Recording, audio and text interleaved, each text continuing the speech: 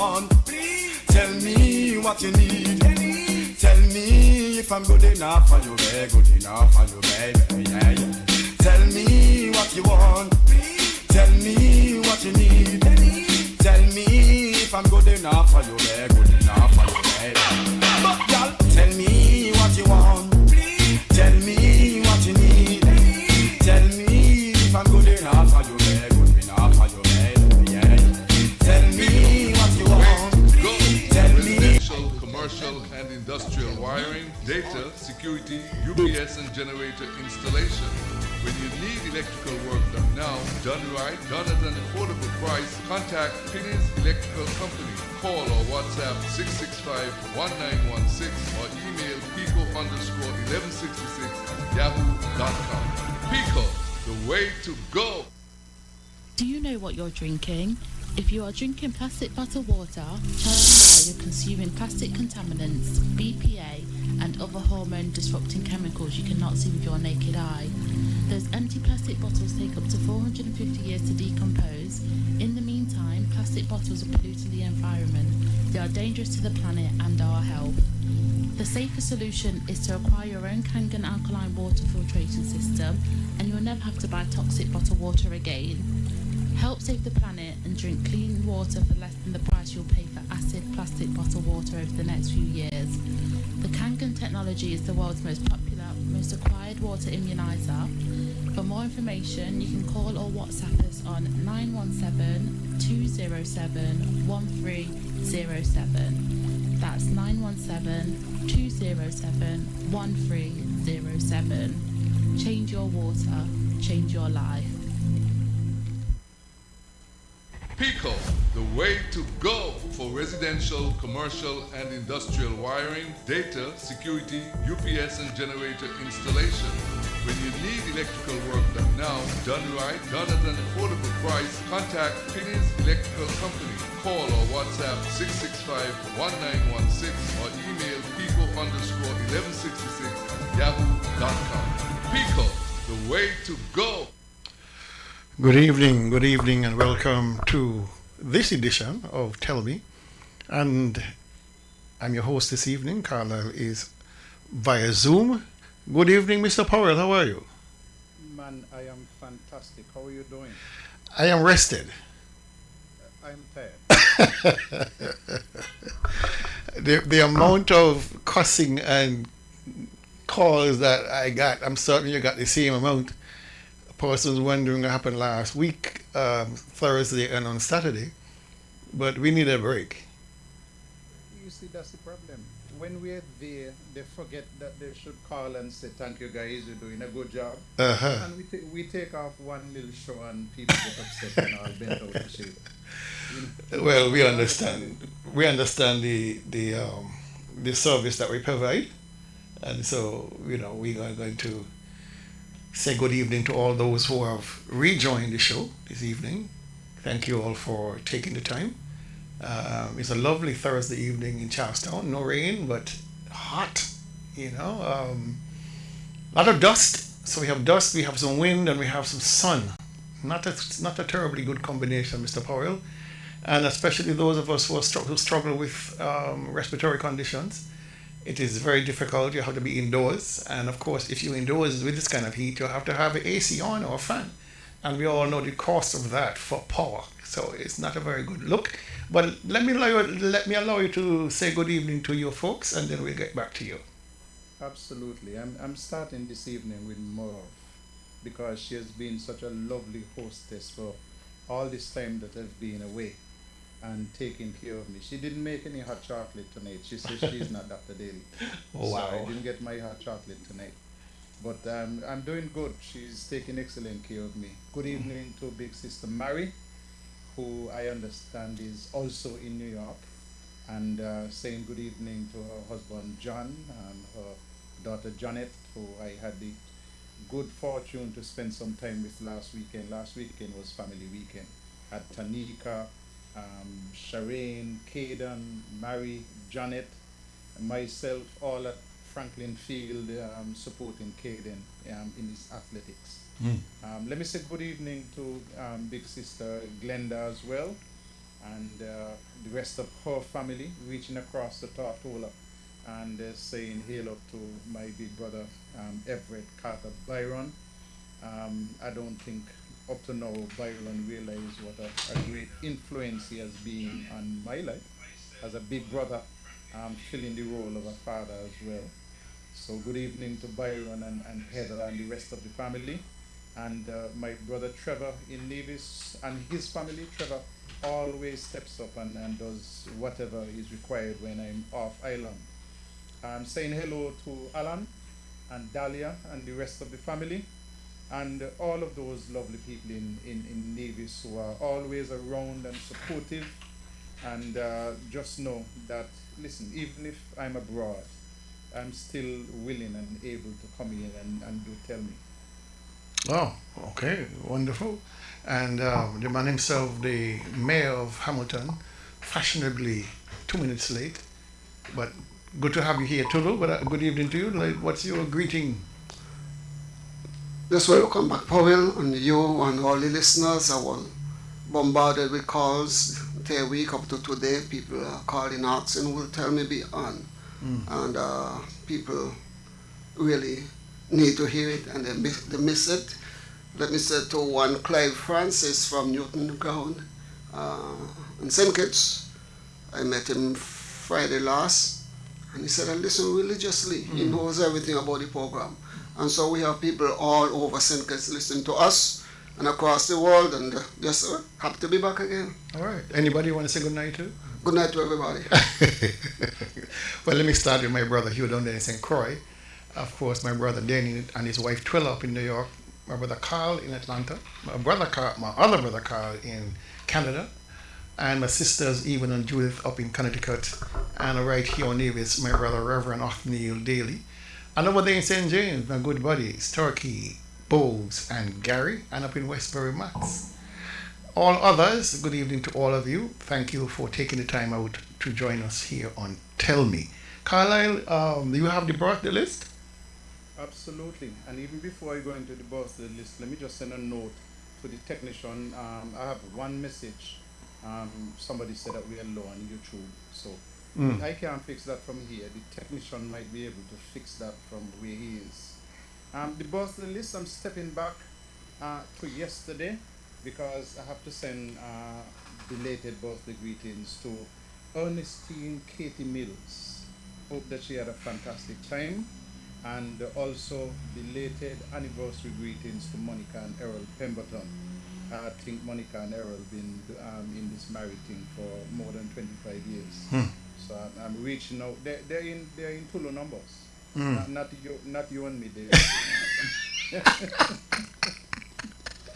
Boy, okay, well. Tomorrow is the birthday of Jamila Buddy of Bad Buddies, and Millie and John Cornelius, my neighbors up the road, will be celebrating their 46th wedding anniversary tomorrow. So neighbor, all the best to you and John. Listen, 50 is just around the corner, so you creep up on that 50 and keep going. Saturday the 27th, Curtis Statics Door will celebrate his birthday. On Sunday the 28th, my old neighbor Kim Singh will be celebrating her birthday, as well as Edisha Green. She will be celebrating as well. Those are who I have on the birthday list on my phone, but I have a couple others on paper, because I got a call from a very lovely lady in St. Martin this afternoon. And Garolyn asked me to send out birthday greetings to her sister Yvonne Herbert of Cotton Ground, coming in from her sisters Dion, Dorrit, Vera, Carol, and herself, Garolyn. So those are the persons who I have celebrating, and then I will add Charmaine Handley, who is celebrating today. So those are the persons on the birthday list. Wonderful. Anything you have to add, Tulu? No? We are good to go. So we ready to sing? Soon as Carla ready. Well, Carly, Yeah, you ready, I'm Carly? ready. I might be a little delayed, so you better go ahead. Anything to get out from it. Anyway. Happy birthday to you. Happy birthday to you. Happy birthday, happy birthday, happy birthday to you. And as usual from us in the studio, may you live to be 101 and us 101 minus a day, so we don't have to see you go. May God continue to bless you with good health, strength, and of course, wealth. Take it over, Mr. Powell. Where are we going first? Well, first of all, I want to send condolences to the Moving family. Violet Moving from there in Fottergills, I understand she passed on. So I'm sending out condolences. You know, I'm a man from that area. That's the mom of Joyce Moving and Warren Moving as well at TDC. So I want to reach out to the entire family with condolences. And then Eustace James, better known as Dogman, married to a cousin of mine. He passed away as well. So I want to send out condolences to his family and wish them all the best. Now, having said that and having done that, Music Festival is starting up today. So I want to wish people safe travels between Nevis and St. Kitts and from their homes, wherever they are, and wish them all the best. And even before I jump into the stuff, happy belated Father's Day, gentlemen. I hope you had wonderful Father's Day and that you were properly looked after, because I know on Mother's Day people jump through hoops and bend over backwards to look after the moms. So I'm hoping that you have been good fathers and that in turn you have been very well heralded on Father's Day and that you're still celebrating and you still have gifts to open. Oh, wow. That's a long wish. It is. You know better than that.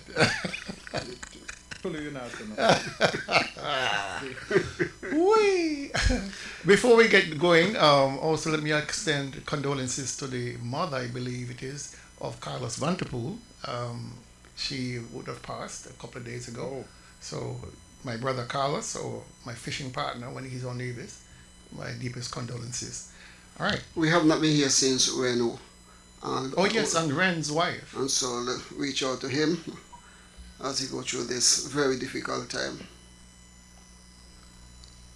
Yes, Renford lost his wife as well, and so she's part of the 2020 family.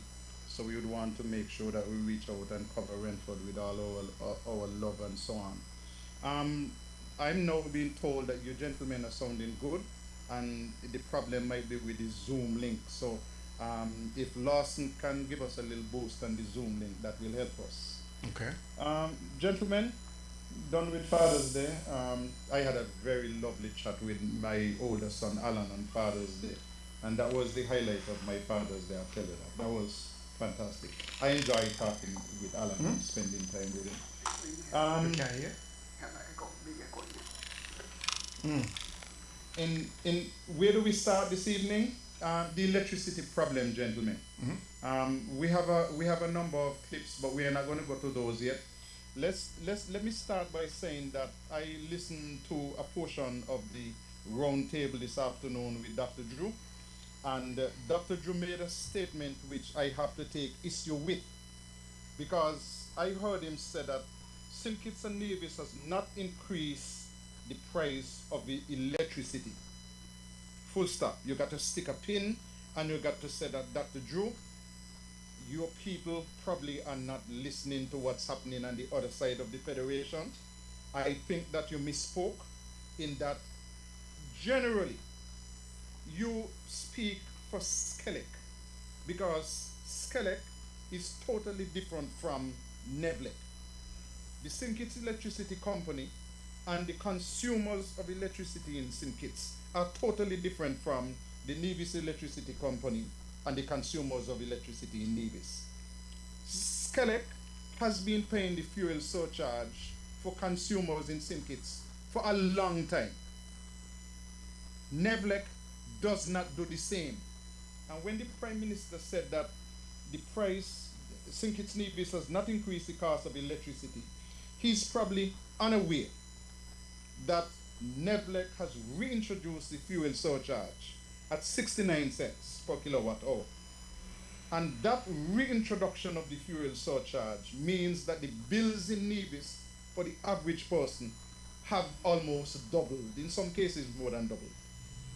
So the Prime Minister misspoke in saying that the electricity charges have not been increased in St. Kitts and Nevis.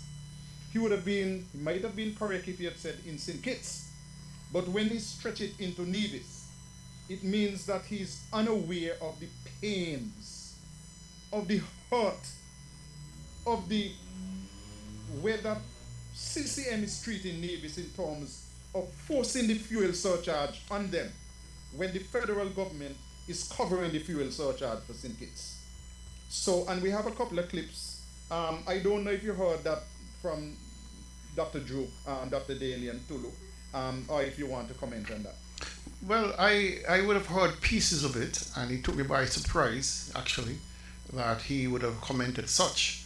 I, of course, would have wished that was correct, that Nevis was indeed covered under that conversation, but he referred to St. Kitts and Nevis, and I think you're correct that he misspoke, because clearly Skellig and Devil have on different parts, and we are facing the whirlwind of the highest surcharge we have seen in a long time, if not forever.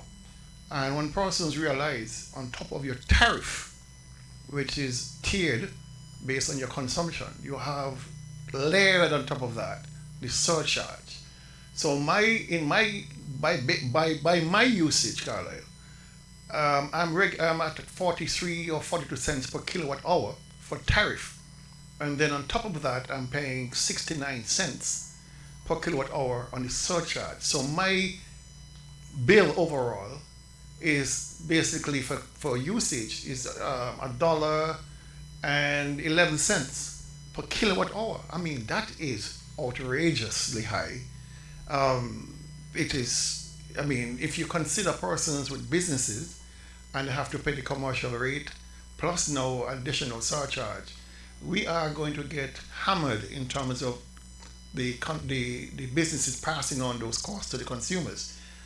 And this is really a reflection, gentlemen, on the sad state of our economy, because every country in the region has done its utmost to reduce the pressure of the surcharge on their populations. Every country, without fail. But we are unable to do it for the simple reason that we have no money in the bank. There is no surplus. And therefore, we have no capacity to offset the surcharge as other countries have done. We have no capacity to borrow even to offset the surcharge. We cannot borrow without the assistance of the federal government because we are broke. How did we get broke? The Premier of Nevis has not done any sort of financial analysis of his government. So he keeps spending, driving up the debt, paying huge amounts of money on interest. Imagine, gentlemen, we are borrowing money to pay the interest on our debt. Do you understand the significance of that? We are borrowing money to pay the interest on our debt. So there's no elasticity, there's no stretch, there's nothing in the kitty to offset the high price of the surcharge. And so the persons on St. Kitts have it much better, of course, because the federal government has stepped up and said, listen, we are going to take on that for now. I don't know for how long they can do it. But clearly, they are at a distinct advantage because then you can simply go to St. Kitts, you can buy your groceries cheaper as usual, you can buy your materials cheaper because the suppliers down there don't have that issue of having to take on the surcharge.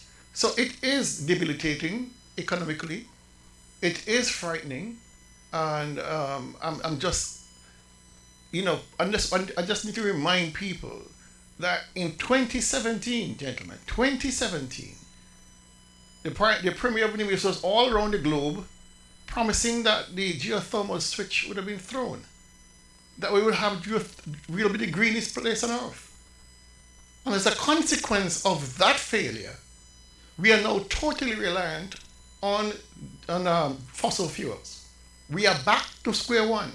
We have lost the capacity for the wind energy at the farm. over there at Maddens. We have not invested as promised by this government in solar power, and we have to deal with this global surcharge, the global price increase on fuel, and there is no end to it as yet. And as one commentator says, if and when the global crisis eases, there is no way the price is going to return back to zero. It's not going to happen. So, do you have anything to say to, or you want me to go to the videos? I did listen to the Prime Minister today, and I heard when he made that utterance, and the first thing I've said to myself, you're not talking to Nevis about Nevis. But then I've concluded that the Prime Minister do not pay a great deal of attention to what takes place on the island of Nevis, because I listened all the way down to his comment on geothermal. And I'm saying the Prime Minister is totally out of touch with what the people of Nevis are saying and what it is about to come to us if destiny is to come. And so when the Premier would have said that he would have met with the Prime Minister, and the Prime Minister basically gave destiny his blessing, full support of destiny. When I listened to the Prime Minister today, I said, yes, that is what gave Brantley the driving force to go before. Because the Prime Minister had not paid no attention to all the things that are there, that destiny declared that they want and they will have for their zone. Well, let me ask you this, Carlisle and Tula. You really believe that in that round table that the Prime Minister and the Premier had 2 weeks ago, that the issue of the surcharge did not arise? I would hate that. Would be the most negligent meeting ever. That they would never have discussed it. Well, Dr. Daly and Tulu, I rather suspect that the global circumstances with respect to fuel might have come up and might have been tabled. If the Prime Minister says that Brantley did not tell him that he was reintroducing the tariff, I would believe the Prime Minister. Because this is a Premier who is willing at all times to sneak things under the table. So he might not have put it on the table to address it. Because I think that the Premier has been a little bit more than embarrassed by the fact that he has to reintroduce the fuel surcharge after having increased the tariff. And the videos that we are going to play will put this in context, because the people of Nevis are paying twice. But more than that, I want people to reflect and go back and recognize a couple of things. One, under the Nevis Reformation Party back in 2011, we had reached the stage where the NIA was confident enough that they had had discussions with the Export-Import Bank of the USA, and that they had convinced the Exim Bank that they should take a guarantee from the Nevis Island administration. You know that Joseph Parry and his team went to Parliament in Nevis, went to the Assembly, and introduced a resolution to give a guarantee for $200 million to the Exim Bank, and that the Exim Bank was prepared to accept that guarantee from the Nevis Island administration. And that was for geothermal. We knew that you needed at least another $200 million to get geothermal going in Nevis. And Joseph Parry and his team went to the Assembly in Nevis and passed a guarantee for the $200 million. I keep telling people elections have consequences. Elections have consequences. Now the Nevis Island administration can't even pass a guarantee for 50 cents. They wanted a guarantee for $20 million for the airport, and they had to run down to Bastia to get the federal government to give that guarantee. But that is not all. They still need further guarantees, including geothermal. But because they can't raise money on their own, they have had to go to the Prime Minister, wait on the Prime Minister, see what will happen with respect to that guarantee. These fellows, any guarantee that they need has to be federal, because Nevis is broke. In 2011, the NIA was in such a good position that the Exim Bank of the United States of America was prepared to take a guarantee for 80 million US dollars. Wow. From the Nevis Island administration, no federal backing. But where are we now? All talk, we have given over control of geothermal to St. Kitts, and nothing. So that is why we are where we are. But remember something else. In 2010, Nevis had a wind farm. That wind farm was producing 2.2 megawatts of power. You're talking about roughly 20% of the electrical needs of Nevis. No fuel surcharge. No fuel surcharge on that. They were giving into the grid on a steady basis 1.6 megawatts of power from the 2.2 that was installed at the plant. 1.6 megawatts. That was in 2010. NRP left office in 2013. 13 years later, the wind farm has been allowed to run into the ground. And where we know? Fuel surcharge. There was no fuel surcharge on that 1.6 megawatts of wind energy that we were producing. None. Elections have consequences. CCM is the worst thing that has ever happened to the island of Nevis in terms of administration.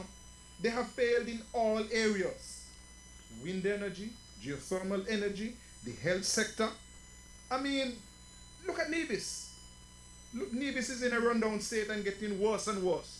And you have a leader that when he comes out to speak, he tells you, I won an election this, I won this, I won this election, I won this election. Every time CCM has won an election in Nevis, Nevis has lost. CCM has won. Their people are getting richer and richer. Nevis has lost. You know, Powell said something there that is very striking, because he said that the Exim Bank was willing to take a guarantee from the Nevis Island administration for $200 million for geothermal. That, and at that time NRP was not getting anything from St. Kitts out of what? The SIDF money. Because according to Mark, for the 17 years that NRP was there, they got less than $18 million. Okay? And so it tells me that the Nevis Island administration was so strong under NRP that Exim Bank was willing to trust them to be able to pay back the guarantee that they had. And so that to show people how far we have gone now that Exim Bank was willing to give Joseph Parry $200 million. And National Bank have a problem in giving the Nevis Island administration $20 million. And National Bank belongs to us. That shows how far down Mark Brantley and CCM has taken us. That our very own bank is reluctant to lend us money unless we have a guarantee. I mean, we are still waiting for the federal government also to guarantee the $19 million US from the Republic of China, Taiwan, for the airport. So they have not signed that as yet either. And since we're talking about the airport, just briefly, another thing that we still don't know what the loan agreement is with Drahi. But Carlisle, we're going to play 2 ads and then we're going to start right back up on the videos. Great.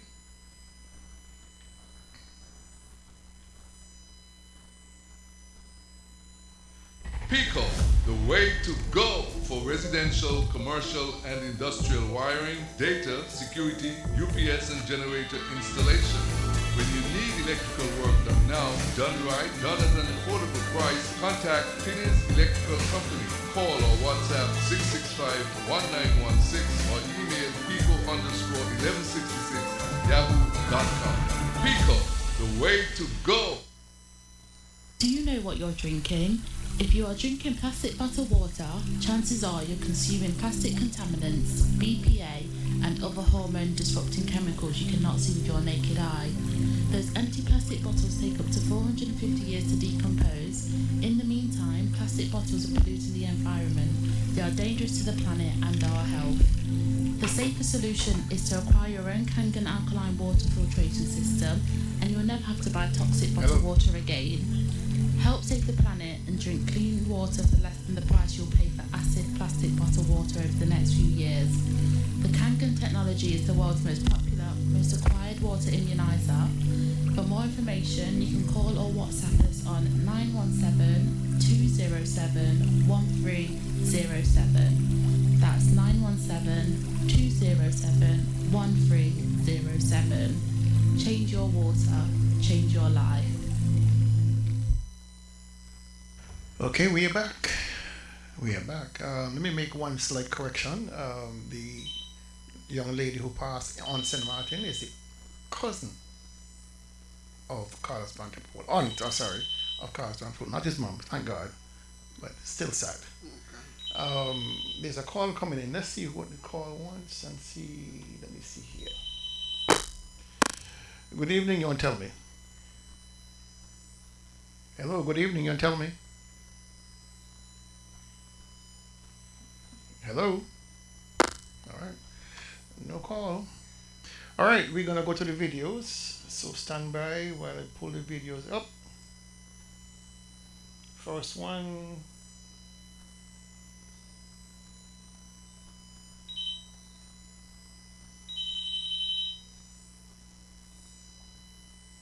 The NIA is once again in the spotlight for their mishandling of electricity bills for domestic consumers and for their abuse of public trust and insensitivity to the realities of the people they were elected to serve. And as per usual, in scrambling to justify their actions, the Premier has made it about politics and the opposition and why it is not their fault, and has lost sight of the fundamental issue at hand. And I know when these things happen, ladies and gentlemen, the politics comes out. The opposition, no doubt, is going to point a finger at us and blame us. Well, we didn't start any war in Iran. Nevis doesn't produce any oil. And certainly we are not responsible for the increase in oil prices globally. We're not responsible for the closure of the Strait of Hormuz. We're trying to deal with the consequences of actions taken by others. Now, for those who will be quick to join the "I did not start the war in Iran" corral, this is not about the impact of the global increase in oil prices. We will deal with that separately. This is about the dishonesty of the NIA in justifying their shady implementation of increases in the cost of electricity not once, but twice.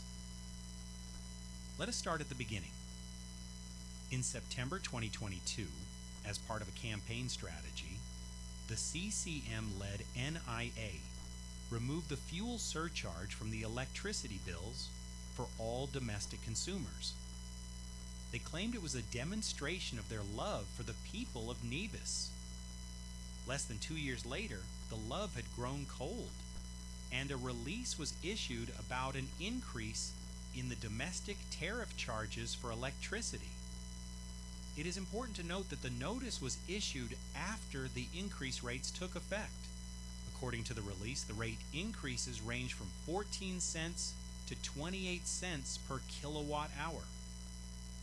In response to the public outcry, the Premier took to the airwaves with a well-rehearsed monologue in an attempt to justify the rate increases. Surely the public would support the rate increases if they are told all the wonderful things in healthcare and education and water that could now be addressed.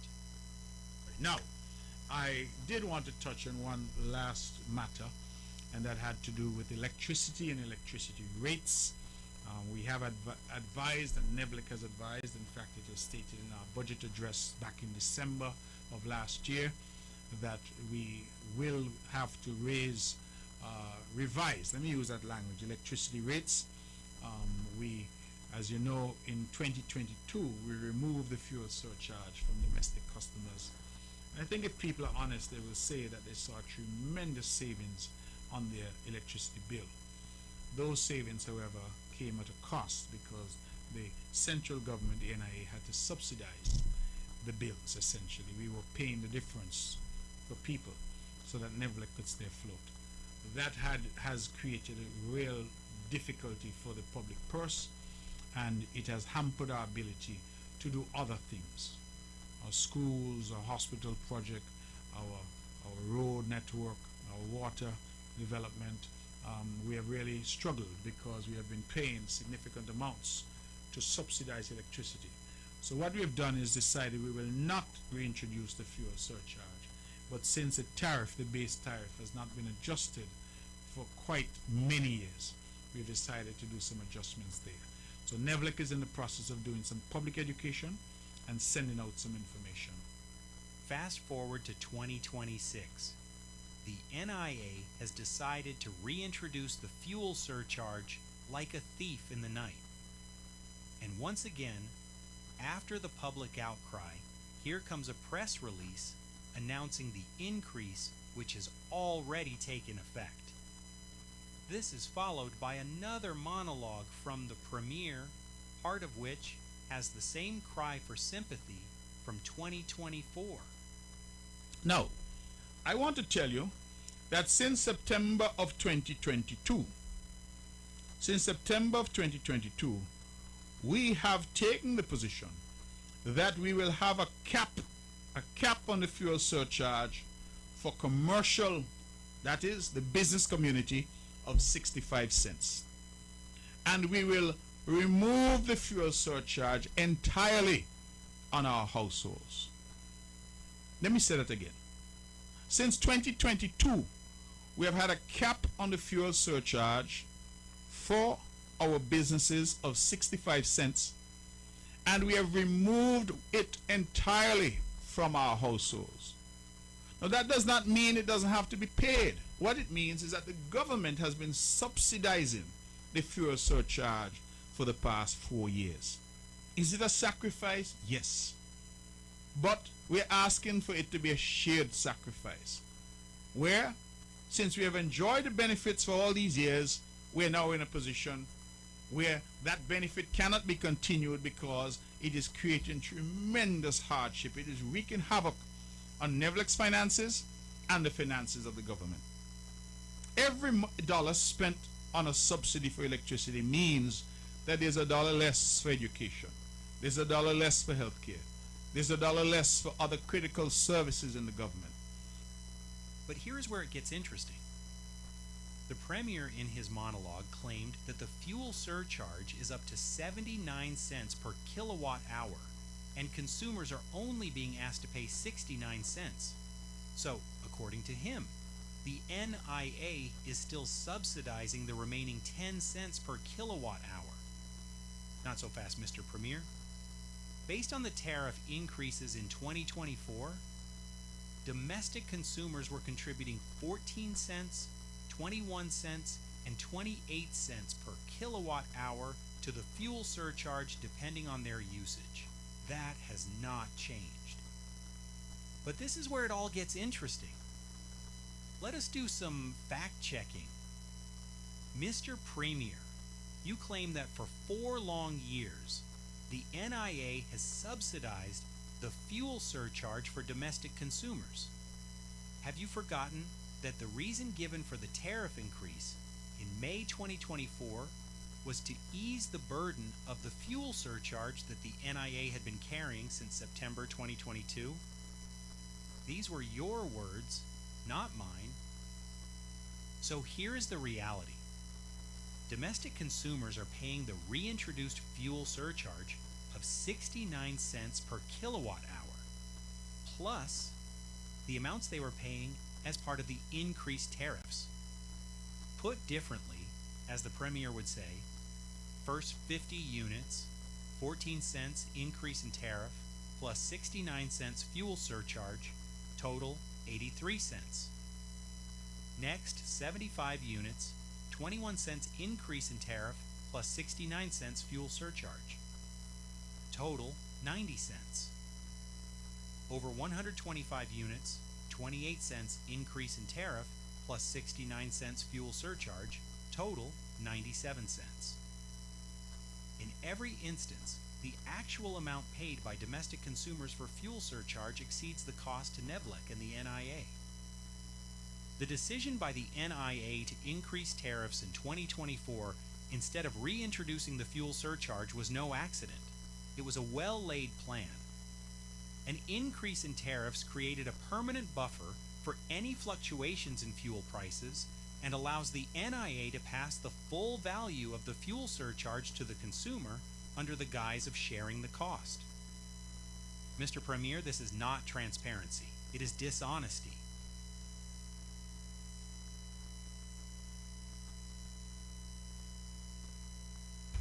All right.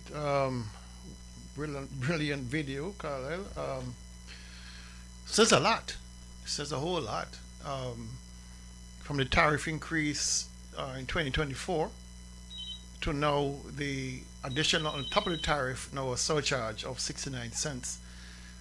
We can't seem to catch a break, but let me get to the phone before we get going, Mr. Powell. Hold a second, please. Good evening. You want to tell me? Okay, good evening. Can you hear me now? I can hear you clearly, yes. Okay, thank you. I listened to the Prime Minister this afternoon, and I was very surprised when I heard him speak about the skeleton. He said that the Sinkit government looks after the fuel surcharge for Sinkit. And I was wondering, something has to be wrong with the Constitution. It needs changing. Because if it's a federal government, whatever the federal government does for Sinkit, the federal government should be able to do it for Nevis, in my thought. Even though we have an administration in Nevis, he doesn't have anything to do with Nevis. Because somebody questioned him about destiny, and he said he doesn't have anything to do with Nevis. Nevis can do what they want. So what are we waiting on the 5th of November to be signed? I don't know if I didn't hear correctly, but I'm sure that on the 5th of November some document is to be signed by the Prime Minister concerning destiny. So I don't understand what's going on. All right. We need to protest. We need to get the Constitution reformed and changed accordingly, because this thing does not make any sense. All right. How could the federal government be only working for St. Kitts, and how could the Prime Minister of St. Kitts and Nevis don't have any control over what happens in Nevis? It doesn't make sense. All right. I can go back, and I remembered with this thing with the geothermal. Who said that if geothermal comes to Nevis, the drilling of wells and whatnot is going to cause earthquakes and it's bad? And who went to the Exim Bank to stop the funding? It was all done. And we should know, as big people, we should know who did it, who stopped it. So we need to really talk about the Nevis Constitution, and if we are in a federal government, or we just forming the fool. All right. Because I keep asking the question all the time, how could we have a Nevis Island government and a federal government? So who looks after St. Kitts? Where does St. Kitts get the funding from and the money from? Thank you. Thank you. All right. Carlisle, you're up. Yeah, the caller made some very good points. And she is absolutely correct. I rather suspect that the funding that covers the fuel surcharge in St. Kitts might be not just from taxes raised locally in St. Kitts, but from something like CBI. And if that is the case, then Nevis should have full expectations that the fuel surcharge would be covered from such an area as well. But you have a challenge. We have an administration in Nevis that is the most worthless, reckless, worthless administration we have ever had.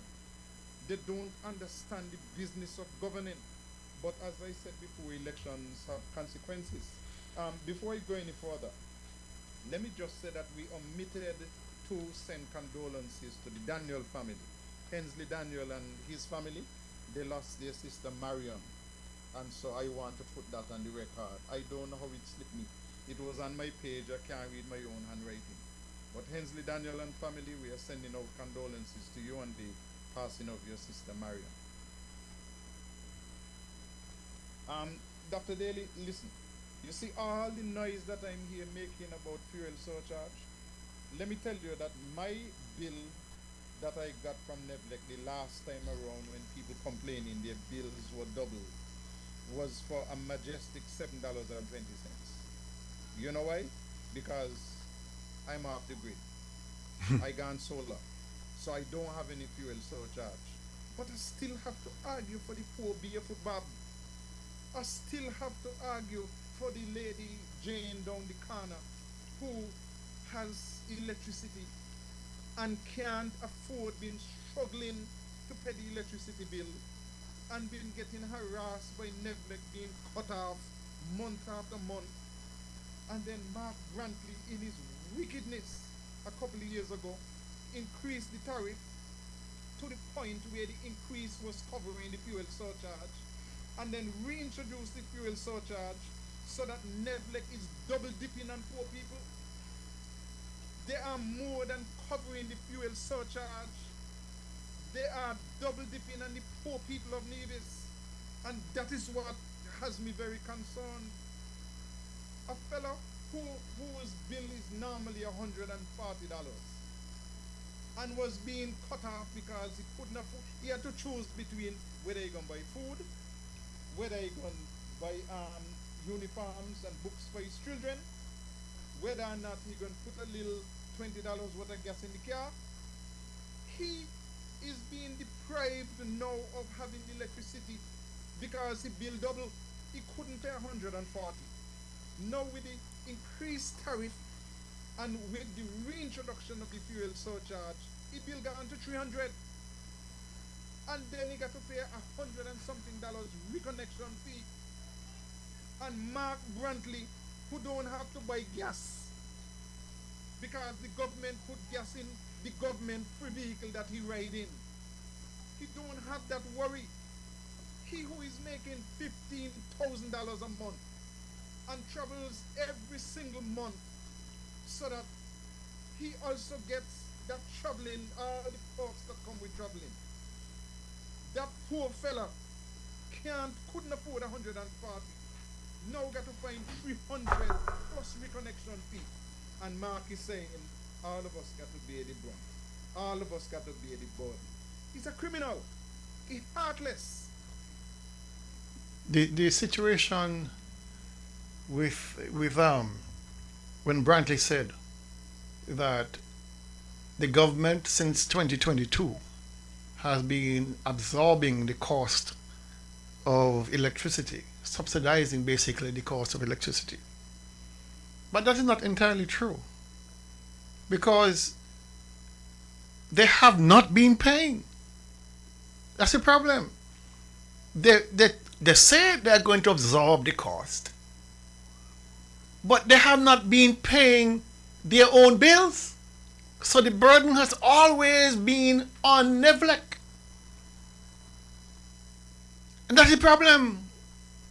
So the subsidy that he says that he absorbed form part of the debt that he owes to Nevlec as the Premier of Nevis, plus what the government consumed.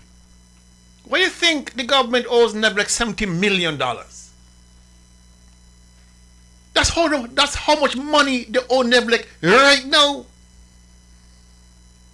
And with this doubling of the bill, the normal bill is about $1 million a month, Carlisle. On any given month, they pay maybe $300,000, $200,000, sometimes they pay nothing at all. So let's give them the benefit of the doubt and say, listen, okay, a $1 million bill pay $500,000. So every month they're in arrears by $500,000. By the end of the year, they owe $6 million. Extra. Plus the subsidy that they say he's been paying, or the government has been paying, which they have not been paying. And you can see now the disaster, the financial disaster that they have created at Nevlec. So Nevlec now is stretched beyond belief, because you remember last year, gentlemen, Nevlec had to get a loan for $10 million to pay Delta for fuel. So if the government was paying the subsidy, which they said they absorbed, and they were paying on the electric bill which they owe, how is it Nevlec had to get a loan for $10 million? And such was the term of the loan, the money left the bank straight to Delta. This is the reality. He cannot escape the fact that he has bankrupted Nevlec and forced them into this corner. He is responsible on all fronts for the difficulty we are facing. And he cannot excuse himself from this, and people should not excuse him from this. How can you take on the responsibility of a subsidy and not pay it? So right now, and you're right, Carlisle, when you add the tariff that was introduced in 2024, the revised tariff, plus now the subsidy, the surcharge, we are paying well above what the cost of fuel is. But Nevlec needs that as a lifeline to keep from going back to the bank to borrow, because the government is not paying. So we are paying for the government. When we go to pay our bill, our doubling, we are in fact paying the government part of the bill to keep Nevlec afloat. We have a utility that has a monopoly and Brooks. And the reason why Nevlec is broke is because of the NIA. Simply put. So when people talking about, you guys need, everybody's tighten their belt and pay the part.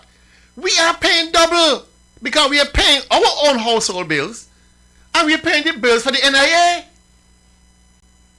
If we did not do that, Nevlec could go under. That's a fact. That's a fact. That is a fact. Nevlec cannot survive because the government is not paying. The government is the greatest user of power and they're the most delinquent in paying. Nevlec can't cut them off. They can't take them to court because the lawyer for Nevlec is the premier. This is totally ridiculous. And so when you hear people talking about, well, everybody got to do the fair share. Listen, when the consequences come of that fair share, and you have to pay double for your groceries and your supplies, I hope you sing a different tune. Let's take this call. Let me see which one here first. This one. Good evening. You want to tell me? Good evening to you, Daily, Tulu, and Carlisle. Good evening. Hi, good evening. I think you guys have been bringing up some really good points, and I think some of the callers have been bringing up some really good points. But one of the things that is missing, you guys spoke about the wind farm. You guys spoke about geothermal. We've been messing around with that for years. But also what I didn't hear is the fuel storage plant too. So what I'm trying to say is that the Nevis Island government has had a lot of opportunity to be basically independent of other sources of on fossil fuel and all of that, and we have missed the boat, and it's because of just bad management and foolishness.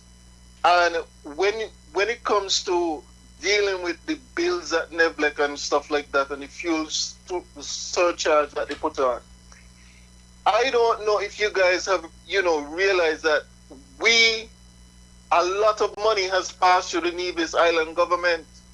A ton of money, millions of dollars, $500 million, and still nobody has seen where that money has gone. But it hasn't gone to benefit the Nevis people. But it has disappeared somewhere. And when Nevlec cannot pay their bill, the hospital cannot be built, you can't find money for education. But when it comes to election, you're going to find money to clear trees and from the roadside and pay people tons of money. I mean, it's basically, I don't know. There's a modus operandi operating here. I mean, how the government operates. Basically, they don't care. they mostly care about trying to win election and fooling people and putting, providing jobs around election time than actually running a country. And I don't know if you guys noticed that. They do not care about running a country. They more care about winning election. And that's where the money goes. That's why the money disappears that you have from the CBI funds and all of that. That's why it disappears. It doesn't provide any benefit for the country, but for some certain individuals. All right. Thank you very much, caller. Thank you. All right. Okay. Somebody was trying to call, but you can call back now. The lines are open. Yeah. The fuel surcharge would have done us well right about now, Carlisle. I have not heard anything coming out of Stacia. Any complaints about fuel shortages down there or any difficulty with surcharges? Dr. Daly, I knew the guys who were behind this fuel storage plant. Knew them very well. Some of them, I'm still in touch with them. We still have conversations. And that is one of the projects that really, really hurt me. Because you hear people now saying, Destiny is $1 billion project. Well, NRP had $1 billion project with the fuel storage plant. They opposed it. They said that they were talking about spills and all kind of stuff. I mean, listen, you're talking 14 years later. They still have fuel down in Stacia. As a matter of fact, they just built a brand new storage plant down in Stacia. You hear about any spills? Not yet. But Okay. we're going to take a call. Let's go. Good evening, you want to tell me? Good evening, gentlemen. Good evening. Evening. I am wondering if the Premier recognizes what his role is in this country. Because he keeps saying how we win this election and we win that election and win the other election. Fine. Election is a numbers game. And however you get the numbers, you count and you win. He should be banging his chest and saying what he has done for the people. We voted for him to represent us, not just to win the election, but to perform. And that is why NRP said performance matters. But they're going to cut across the road now and say, you know what? The premier slogan sometimes was people matter more. When NRP said performance matter. Well, the people of Nevis about NRP and system and some don't vote, But the same stick licking the wild goat is the same stick licking the tail. Because this premier who boasts and says there is always openness and frankness. We didn't know anything about this fuel surcharge until the bill came out. And if people matter more, and he find it possible that you have to put on something, be reasonable. There's something you have a percent, whether 20, 40, or 60. But to jump it on and us like that and still leave on the tariff, to me that is a rip-off. But I am glad he said people matter more. And the people about NRP, system, and the ones who don't vote. Good night and goodbye. Thank you, caller. Yes, Tulu. As we were talking about fuel, I think it was late last month or very, very early this month, I was in Bank of Nevis. And a gentleman approached me and told me that... Hold a second, 1 second. Good evening, you want to tell me? Good evening. Good evening. Good evening. Jerry. Yes, sir. Yeah, good evening. Good evening to your panel and to Carla and everybody. Good evening. Good evening. There is something wrong about this fuel surcharge. Number one, the fuel surcharge just rushed on to us. There was no time period, there was no grace period to say, look, next month this is what's going on. That is bad for the people, number one. Number two, the fuel going down. I spoke to a guy the other day who said, blame Trump. Let me move away. Somebody said, blame Trump because Trump put it on. Yeah, we know it would go on someday and somehow. But the point is now, it's coming down. So how come now fuel going down? The surcharge going on and up?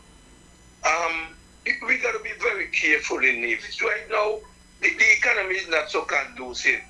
And then, for years, they've been calling on small business people to get together and form an association.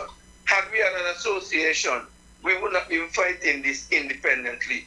We would have gone, because I could tell you, enough people have an easement of this electricity, but we are not going to get it. Small people are not going to get it individually. But enough people I know are not. They're not going out. Ain't anybody going out but us. And these are the problems that we now look into ourselves as a people. Now, the next thing again, well, I don't want to go upon destiny. A fuel surcharge we're dealing with right now. It's not good. We can't handle it. And once we wipe out, I was just looking at something with Argentina, right? And people are saying Argentina had black race. For every 5 person, there was a black person in Argentina. And they did everything to wipe out the Argentine. Now, when the find happened, they're bringing some people from Europe. They had a pandemic, kill out the black Argentine, the people from Argentina. Now, when you look at us, we are weaker than who coming in. So if we are weaker than who coming in, what do you think will happen to us as the people in Nevis? And if we are not looking into ourselves now, I could tell you, this destiny, we don't really want to talk about it to be going out my yard.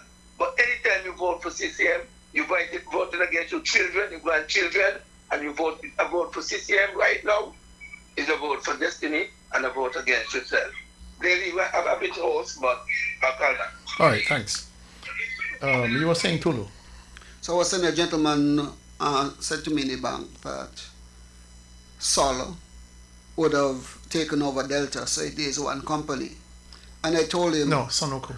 Sunoco? Took over Sol and Delta. Okay. Well, he told me one company took over. And that's why he told me Sol took over. And I tell him, it cannot happen. I did not believe it, because I said, if we have something like that, it will make the news. The government will say something about it. And it was not in the news on Nevis. I didn't hear it in the news from St. Kitts. And then I think this week I heard somebody mention it and confirm that it's a reality. I think it was Corsia last night. I heard mention it. And it clicks me that's a reality. So here we have our premier. Things like this that are going to affect us down the road. He kept it to himself. He knows, he talked about everything else. But he did not tell us that this matter that is so crucial, with the Nevis Island administration having so much struggle in paying Delta, and Delta being lenient towards us, would we have the same leniency from this company that takes over?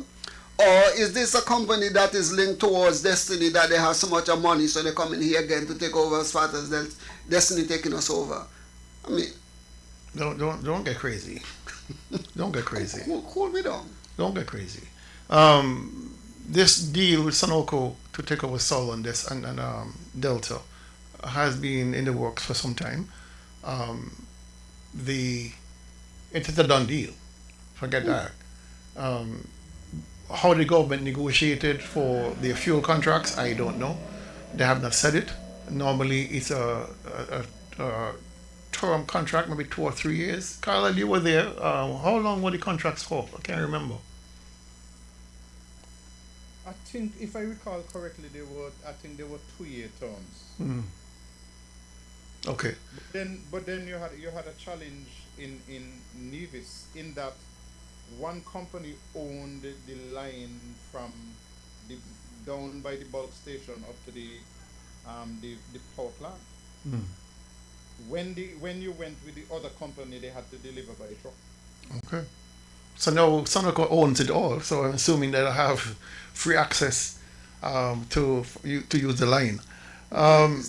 Is theirs. So we're going to take a small commercial break and be right back after that. Do you know what you're drinking? If you are drinking plastic bottled water, chances are you're consuming plastic contaminants, BPA, and other hormone disrupting chemicals you cannot see with your naked eye. Those empty plastic bottles take up to 450 years to decompose. In the meantime, plastic bottles are polluting the environment. They are dangerous to the planet and our health. The safer solution is to acquire your own Kangen alkaline water filtration system, and you'll never have to buy toxic bottled water again. Help save the planet and drink clean water for less than the price you'll pay for acid plastic bottled water over the next few years. The Kangen technology is the world's most popular, most acquired water immunizer. For more information, you can call or WhatsApp us on 917-207-1307. That's 917-207-1307. Change your water, change your life. Pico, the way to go for residential, commercial, and industrial wiring, data, security, UPS and generator installation.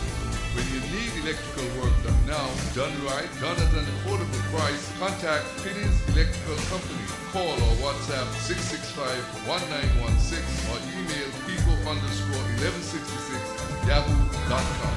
Pico, the way to go. Okay, Mr. Powell, you're ready for the second video? Absolutely, yes. All right, let's get that queued up.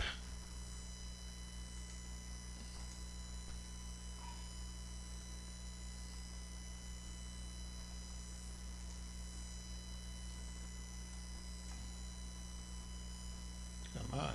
Oh, here it is.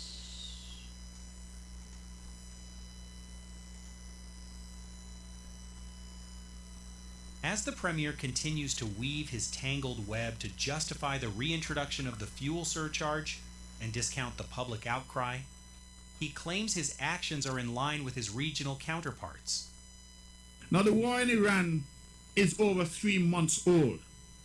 I want to make the point that we did not adjust a penny in the first month, or in the second month, or in the third month. It is now that the pressure has become unbearable that we have said we have to take some action. And so I want our people to look at this on balance. Yes, the new bills are going to create hardship and headache for people. Yes, if we could have avoided this, it would have been better that we do so. But it is not something within the control of the NIA. And as I look around the region, we are seeing a similar situation. This morning, on social media, a lady tried to chastise me and saying, oh, this increase is unreasonable.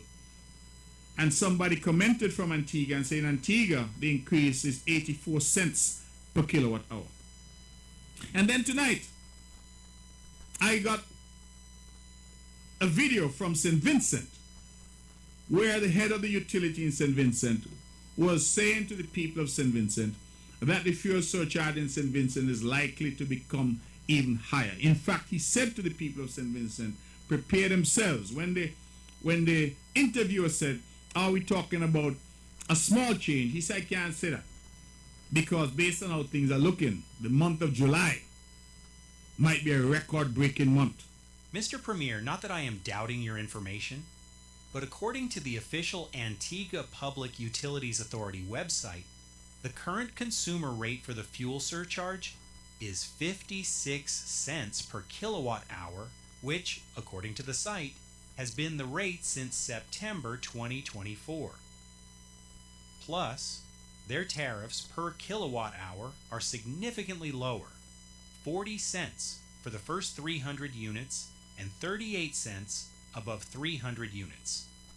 In St. Vincent and the Grenadines, although the rate for the fuel surcharge is higher than what has been applied in Nevis, the tariff ranges between 40 and 45 cents per kilowatt hour, and a subsidy was introduced to ease the burden of rising oil prices.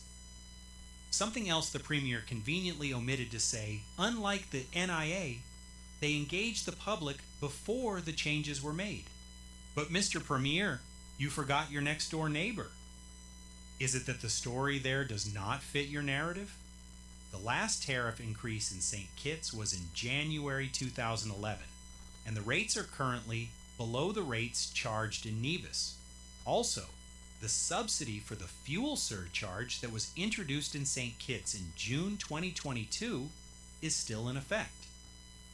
But beyond that, based on the information included on the monthly bills for the last 2 years, The fuel surcharge absorbed by Skellick did not exceed 20 cents per kilowatt hour until last month, when it was calculated at 40 cents. Mr. Premier, you knew all about Antigua and St. Vincent, but this huge difference in the cost of fuel between St. Kitts and Nevis needs an explanation. Let's do a comparison. For a household that consumes 302 units of electricity for the month of June, if you are in Antigua, your bill would be $314.88. If you are in St. Vincent, your bill would be $383.72. In St. Kitts, your bill would be $210.86. But if you are in Nevis, your bill would be the highest at $444.13. What's worse, if you had the same consumption in Nevis before the fuel surcharge was reintroduced, your bill would be $235.75.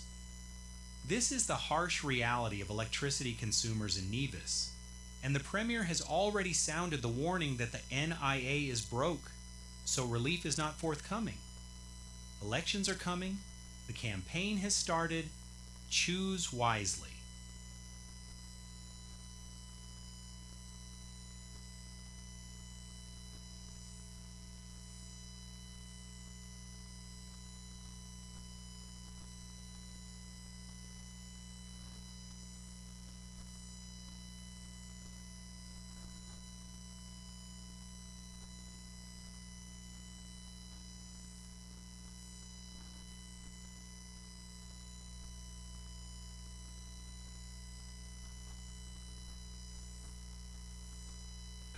We are back.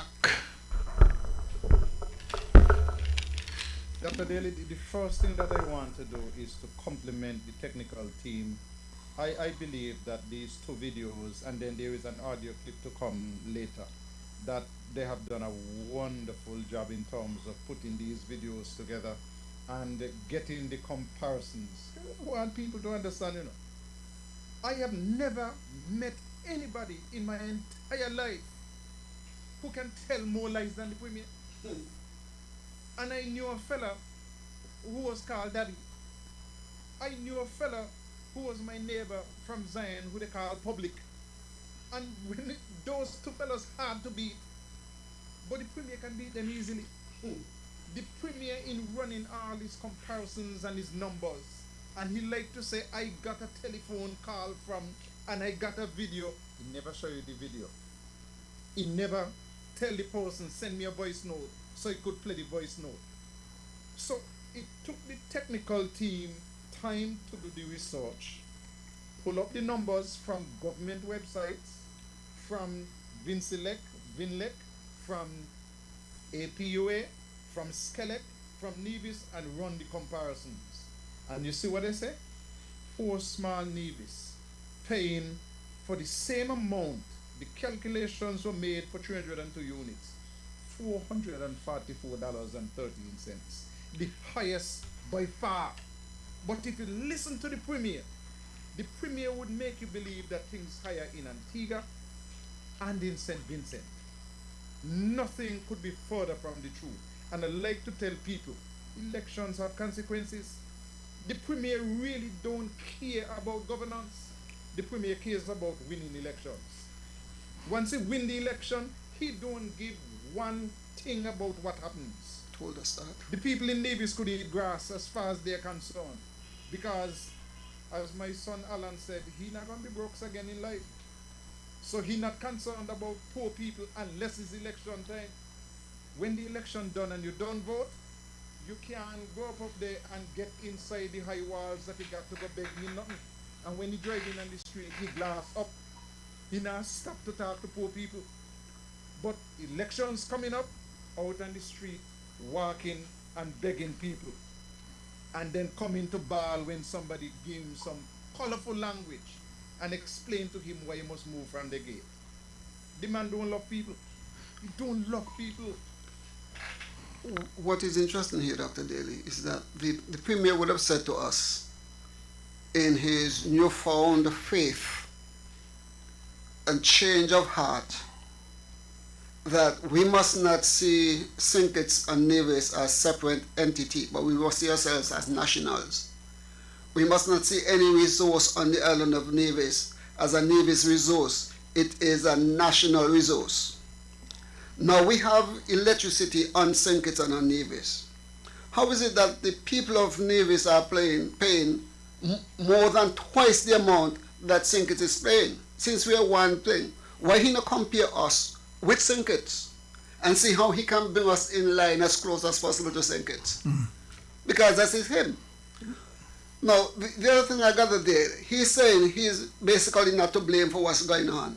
And the Premier has this habit of taking blame for nothing. When we had the four-season closure, 2009, he blamed Joseph Parry administration for the downtown in the downtown economy.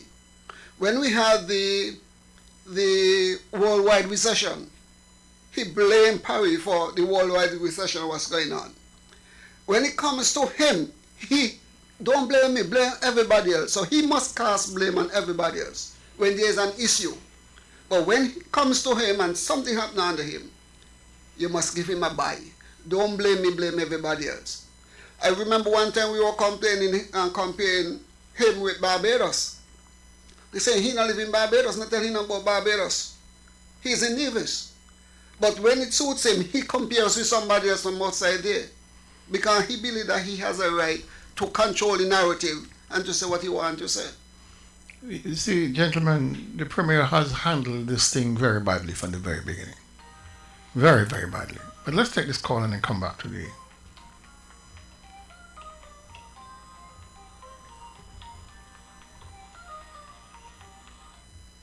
Good evening, you want to tell me? Hey, good night, man. Don't mark your number, because I call you from a different phone so that you don't mark your number. Yeah, we don't operate like that. But anyway, I called in to tell you. You might not like what I have to say, but I was listening to Tulu just now, because I don't know if it's like a delay, but what I hear Tulu saying is about the fuel in the electricity in St. Kitts and in Nevis, right? And I know that people listen, and people like me who listen all the shows them. Now, Tulu must have heard the new manager of Nevlex say on a show that the difference in the fuel comes because St. Kitts use the SIDF money to subsidize the fuel. Nevis people pay their own bill. If I don't even know if I have it, but I could look and see. But I found Bankisha come on and say that. So I must stop blaming the Premier for everything. I make the man make up a whole song, cuss mark, mango too sweet, cuss mark, mango sour, cuss mark. Carla, with respect, you're talking foolishness. You're talking absolute rubbish. Hello? We have gone through this before. And I did say to you that I suspect that the subsidy in St. Kitts is coming from SIDF. I did say that. I don't know if you missed that. And who you want me to blame?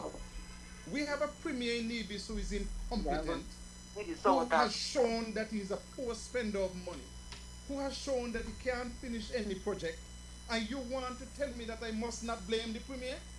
Well, listen, as a youngster, my parents used to make sure, my grandmother used to make sure I go to church every Sunday. Who you think the pastor does blame for sin? The devil? So you want me to be in Nevis, to live in Nevis, to see my people suffering, and say, don't blame Mark? Man, you're talking foolishness. With the greatest of respect. With the greatest of respect, you're talking foolishness. You don't come here to tell me that I must not blame the source of the problem. No, man. If I get wet from rain, why must I must blame the sun? Tell the Christians when they go to church that they must tell the preacher, stop talking about the devil. Because Nevis people like to come to me and tell me, okay, listen, I kind of like Mark. So when you go on the radio, don't talk about him.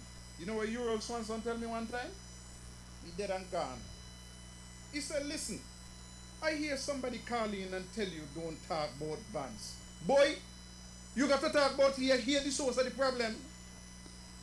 So what you going to do? When you go to church and the preacher tell you, I don't want you to go to hell because the devil is a bad man, he can't sin, stand up in the congregation and tell the preacher, stop talking about the devil. Listen, I'm tired of hearing you. I'm weary with you. And I want you to come to tell me stop talking about Mark. Boy, I hear the problem. He is the problem. So how you going to tell me don't talk about the problem? Listen. Don't come with them foolishness. I'm going to stop you beginning immediately. Done with that. Well, here's the challenge I have, Carlisle. And I would have also heard the manager of Skellig say the same thing on the topics. And it's clear.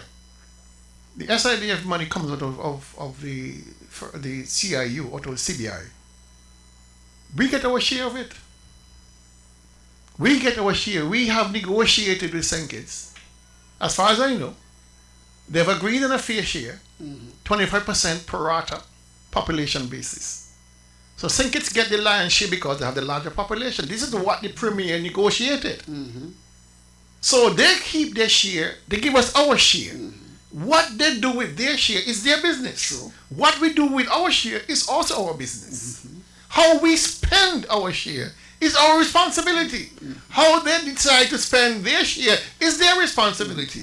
So if the man in charge of our share and the man in charge to make sure we spend responsibly, to make sure that things like this, the surcharge, we can take a little bit of the blows off of the people, then who you blame?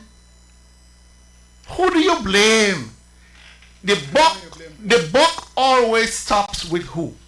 The leader, the president, the premier, the prime minister, the governor, whoever is in charge directly of the government, they are ultimately to blame. So we can't blame a permanent secretary or the cleaner in the office when the man who is making the decisions of how we spend our resources is sitting right in front of you. Who do you blame? So this idea we blame Mark for everything. He is the leader. The leader sets the tone. The leader is the one in charge of the legislature, in charge of the government's business, in charge of the resources of the Ministry of Finance, in charge of the Treasury. Well, who is to blame?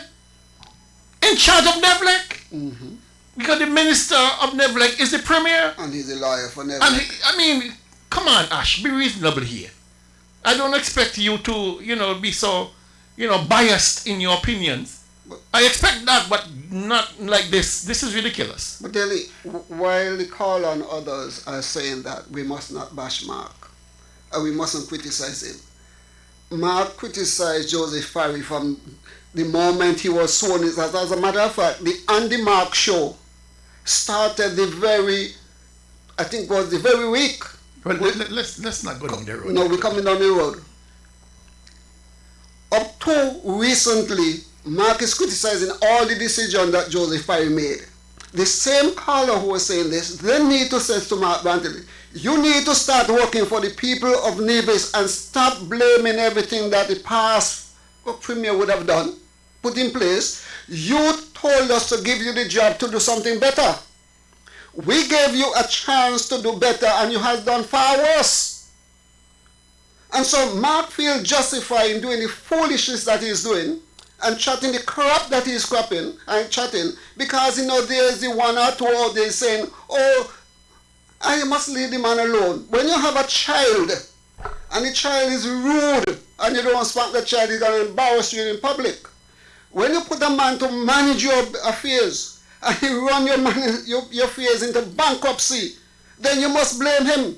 And then first of all, you must stop him before he run it into bankruptcy. But if he's going to bankruptcy, you must blame him. But you must walk scot-free. The question, there's a facsimile, there's a great similarity, a parallel between a CEO and a premier, between a CFO and a premier. What happens when a company goes bankrupt? CEO. Does the CEO stay on? No. Does the CFO stop on? No. They're fired. So, who is being held responsible?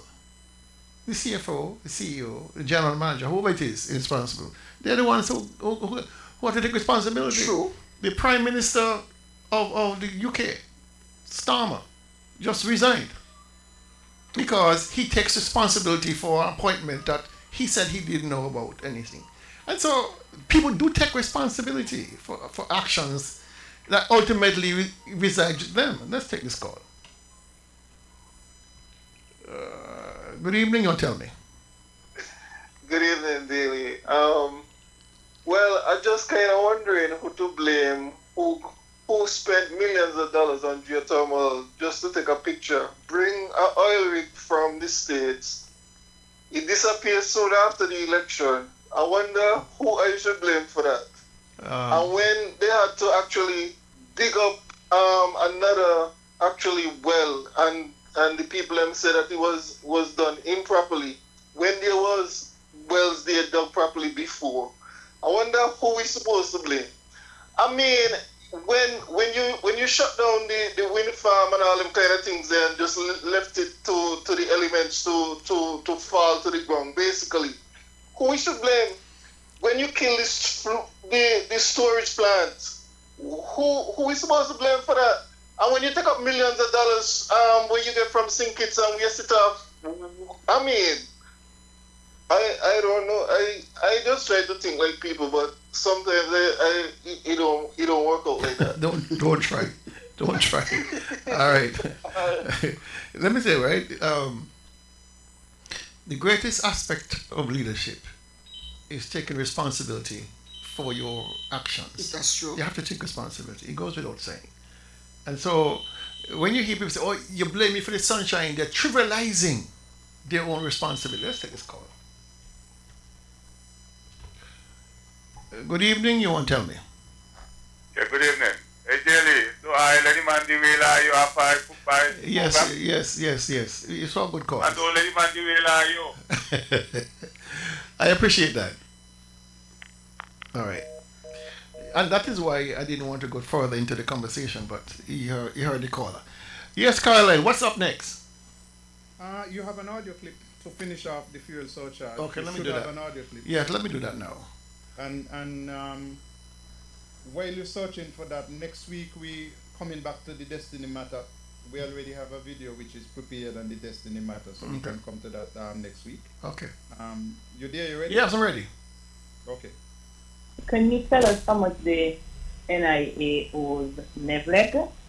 And just like the other bills, would the NIA bills be doubled? Do you have any idea how? Well, the NIA consumes electricity just like you and every household and every business, and the NIA has to pay for it. I think the last debt that I saw for the NIA was well over $30 million, if I recall correctly.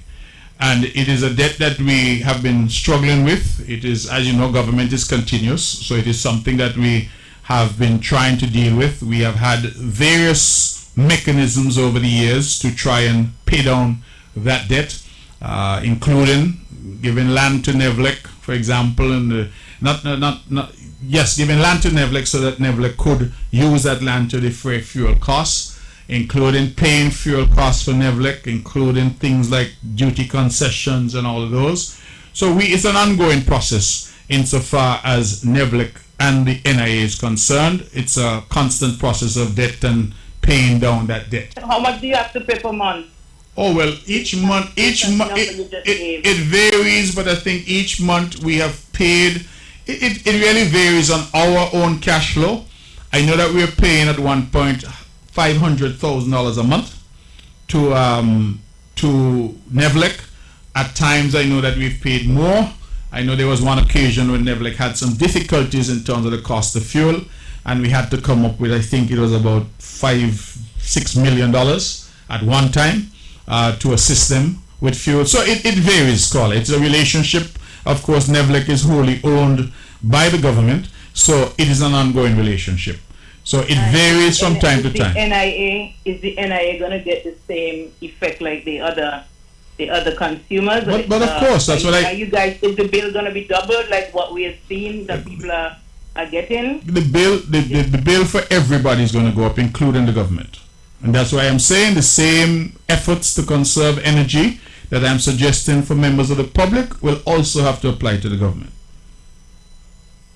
And you have any idea, or can you tell us in some way how you intend to settle this with NEVLEC, seeing that we are in so much debt? Well, we'll continue to engage with NEVLEC as we've always engaged. What has been happening, caller, is that part of the reason why we are in so much debt, as you say, is because the government has been paying the subsidy and the fuel surcharge for every household in Nevis. So if we had been paying that same amount of money to NEVLEC, but paying it only for the government consumption, then we would have been in a much better place. But for the past 4 years, you, me, and everybody else on this island have been having a portion of the electricity bill paid for by the government. And that has exacerbated that cost. We are now saying that we are asking the people now to shoulder that cost. And not even shoulder 100% of it, because as I said, the cost is 79 cents. We are asking them to shoulder 69 cents. So we're still going to carry a small portion. But we're saying we cannot continue the whole thing. Let us break this down. 1. Mr. Premier, what exactly is well over 30 million? Is it closer to 40 million? 50 million? And when was the last time you checked? Because word on the street is that the debt is closer to 70 million. 2. You referred to government as being continuous. What are you implying? Because the CCM has continuously been in government since 2013. 3. You talk about the NIA assisting NEVLEC by paying for fuel. No, Mr. Premier, the NIA paid NEVLEC part of what was owed to them, and that money was used to cover the cost of fuel. 4. So the NIA gave NEVLEC land to be used as collateral so that they can put themselves in more debt, then divert funds for loan repayments that should have been used to pay for fuel. 5. The money that the NIA was supposedly paying for the fuel surcharge for the 4 long years was this part of the $500,000 paid monthly towards the NIA debt? May I remind you that the amount subsidized by the NIA was reduced from May 2024 when the tariffs increased. 6. If the NIA could not afford to pay the bills without the surcharge, how will it be able to pay these higher bills? Sounds like, yet again, the public is being made to pay for the shortcomings of the NIA. Oh, and just an observation, Mr. Premier. When it suits your narrative, NEVLEC is fully owned by the NIA, but when it is time for a salary increase, they are a separate entity. Oh, what a tangled web.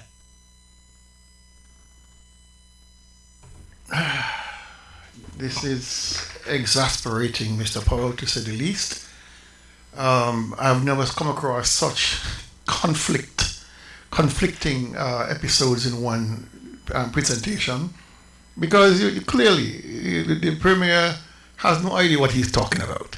I mean, at one point he's saying that the government is subsidizing the fuel surcharge, but yet he is owing NEVLEC 70 million. But he didn't want to say 70 million, so he says well above $30 million. But even at 30 million, 40 million, whatever it is, how do you get yourself in such a quagmire of owing your own utility 40, 50, 60, 70 million dollars? How? I mean, this is recklessness, to say the least. We have a budget. We are running deficit budget year after year because he has blown up the budget to suit his own narrative. But yet, the utility company is hemorrhaging because of his actions and putting the utility in such a bad light. Let's take this call. Good evening, you want to tell me? Hi, good evening, good evening to you gentlemen. Good evening. Listen, I heard the Premier in the last program trying to excuse himself and explaining all about the surcharge and all that. And I couldn't help myself from thinking, if the Premier would just, if the government would just pay the bill and let us pay our surcharge, we wouldn't be this kind of thing. I tell you what, if everybody pay the bill, including the surcharge, the government will not get paid off. Can't pay nobody owe the kind of money the government owe.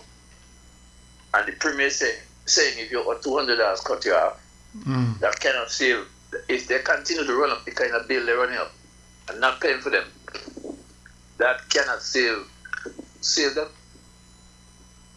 So I would like for the government to pay down the bill and stop telling me that you're granting me favor when you got me try to pay down your $30 million bill or your $70 million bill, whichever it is. It's the government needs to start showing the responsibility the way the Premier is trying to ask us to show our responsibility, and he's not granting us any favor. Thank you. Thank you very much. Mr. Powell, you were itching to say something.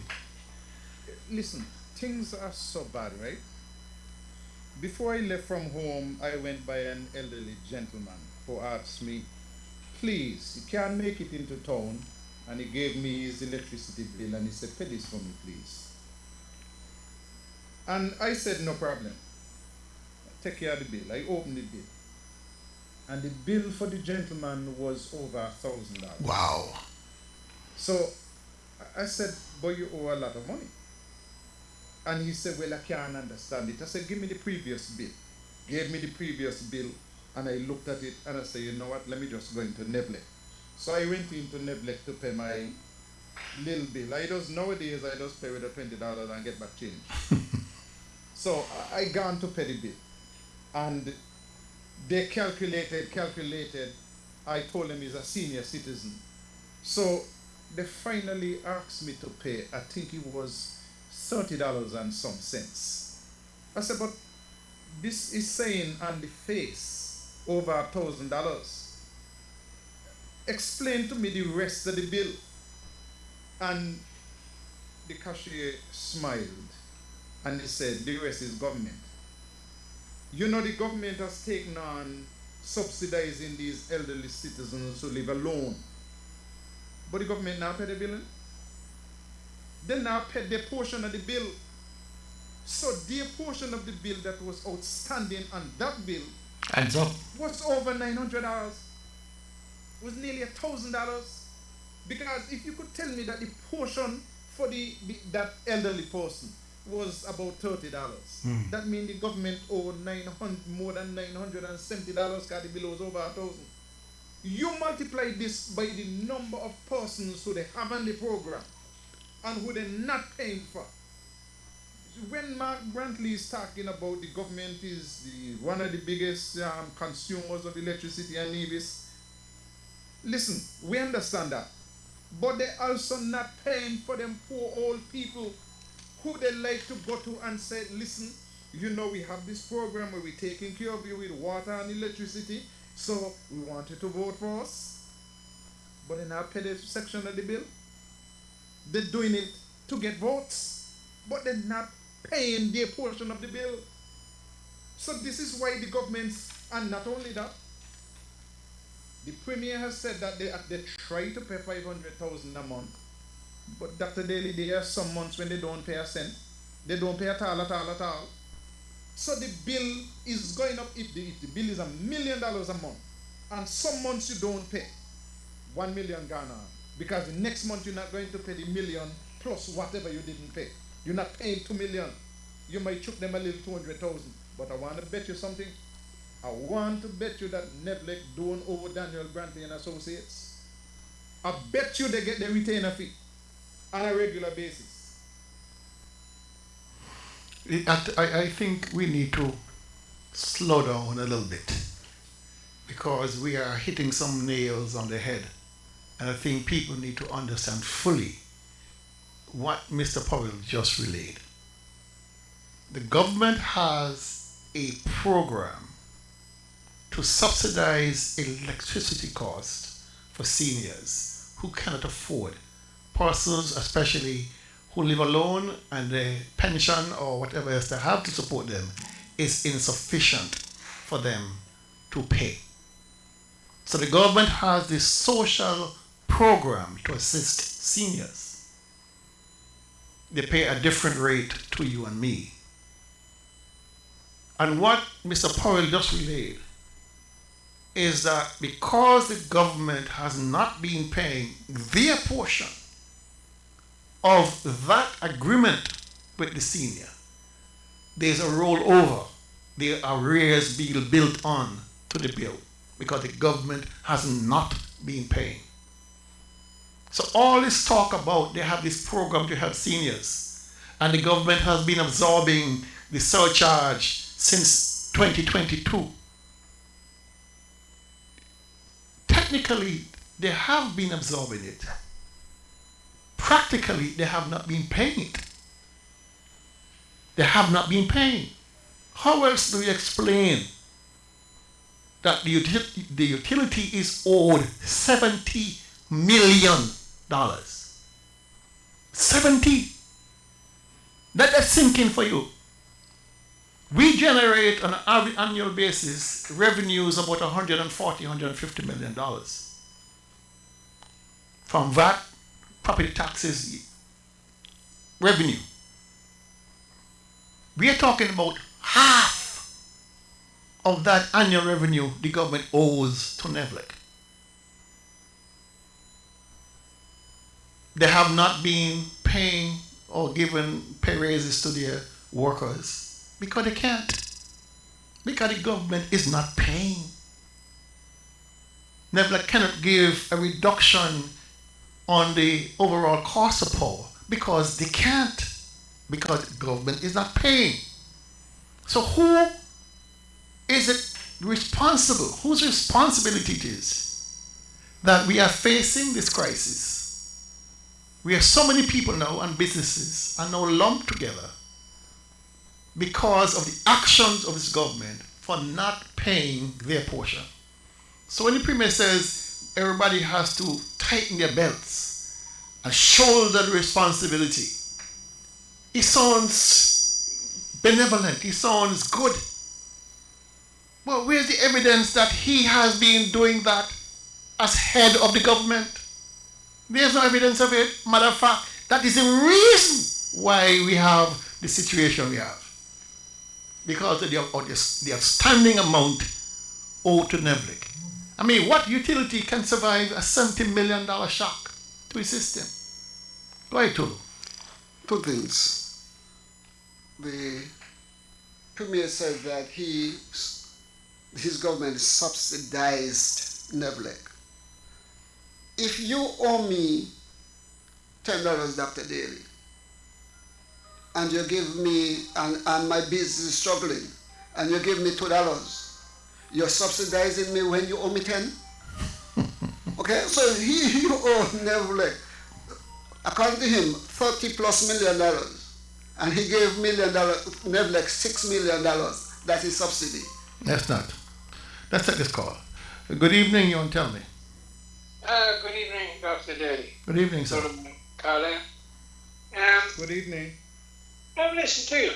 You just said that the Premier is saying that we have to tighten our belts. Yes. And you're asking the question, well, how come he not tightening his? Government ain't tightening theirs? Maybe they were in bracelets, suspenders. They don't have a belt, so they can't tighten it. And the other thing is what you have just explained regarding the subsidy to the elderly, and especially those living alone, which is, I think, an excellent and honorable thing to do. However, that is not being paid to the tune of, you said that $900 versus 30. Mm-hmm. That's a lot of a raise. Yep. If the monthly bill is 30, I can't imagine that the subsidy is more than 30 a month. 13 to 900, that's a lot of months. So if the government is not paying that subsidy, I doubt that they're paying the subsidy that they say they're paying to NEVLEC for fuel surcharge. They're not. And therefore, the only people who can be paying for that subsidy to the elderly are you and me. That's right. And everybody else who pays their bill monthly. We are the ones paying that subsidy, not the government. Precisely. It's simple math. Precisely.